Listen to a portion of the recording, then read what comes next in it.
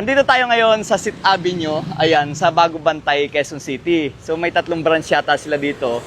Pumarito tayo para magpakabit ng ating leather set sa ating Hilux. Napakabilis nila magtrabaho, pati yung sidings tinanggal na. So naniniwala kasi ako na your car is reflect to your personality. Kaya mas gusto ko na malinis ang ating sasakyan. Napadetail na natin to, and then unti-unti nating na-upgrade. Ito nga yung upuan. Kaya samahan niyo ako, ipapakita ko sa iyo yung gawa nila. Tara. Ito kasing Hilux natin, ang stock na upuan nito is fabric, yung ganyan na hindi leather. So napakalinis naman ng kanyang mga upuan, kaya naman ipapa-leather set na natin. At itong sidings, yung sidings is ang bilis, natanggal na agad dahil yung sidings na to, tela rin, ipapa-leather na din natin. So ayan yung stock na upuan. In-order ko na siya advance, last week ko pa siya pinagawa. Ngayon lang ako nagpa-schedule ng kabit dahil kailangan dadalhin yung sasakyan dito para ikabit ito. So ito yung original na sidings, ito yung tela to. Gusto ko para hindi marumi, ipapa-leather ko na din tong 4. Gagawin na nila yung leather para malinis yung tingnan.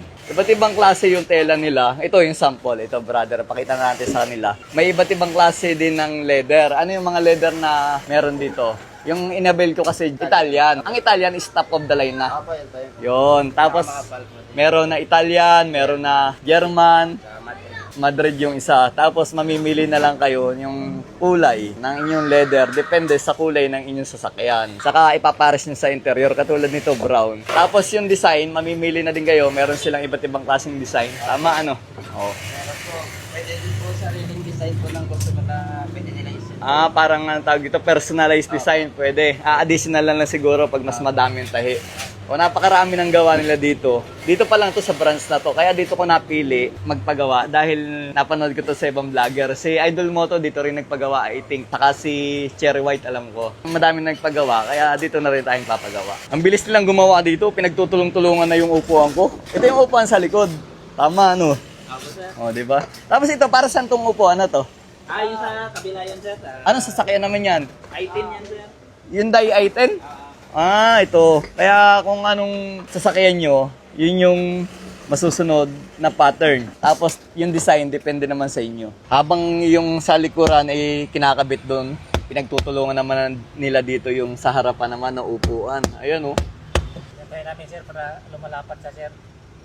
Okay. Kaya pala yung yung pinaka-kurba. Akala ko naman talagang lang, plug and play lang ganun. So wala na talagang tanggalan yan. Pag tinanggal yan, parang tatahin uli pagbalik. Opo, sir. Ang kagandahan kasi sa leather, kaya ako pina-leather, para pagka natatapunan siya ng mga tubig, soft drinks, o anumang pagkain, napakadaling punasan, O punas-punas lang, tapos pwede niyong gamitan ng tinatawag na yung mga nabibili na wipe out. So ito na nga ang resulta after na ikabit, siguro ng mga 1.5 hours, kasama na yung paglagay nitong sidings na to. So ito yung sinasabi ko sa inyo na ipinagawa ko dati, fabric to na tela na madumihin. Ngayon, ipinagawa ko na siyang leather.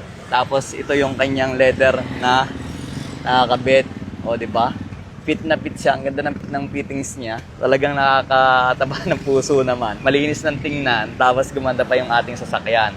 Pagdating naman sa front row, ito pa rin yung sidings. 4 na sidings yan. Pwede nyo ipagawa. And then, ito na yung kanilang, ang ganda, di ba? Leather. Ito yung Italian leather. Ito yung pinaka-top of the line na pinagawa natin. At matic sila. Pag nagpagawa kayo, may kasama ng free na pillow. So napakaganda. Ganon din sa kabila. Napakasimple lang ng upgrade natin. Talagang gusto ko laging malinis yung ating sasakyan. At ipinagawa natin ang set cover natin sa 6th Avenue. May 3 branch sila. Dito nagpagawa si Idol Moto at saka si Cherry White. Ito ay Bagong Bantay, Quezon City. Meron silang branch sa Project 6 at saka sa Bulacan. Tiin nyo lang kanilang Facebook page. Ganyan din. So ride safe everyone. God bless.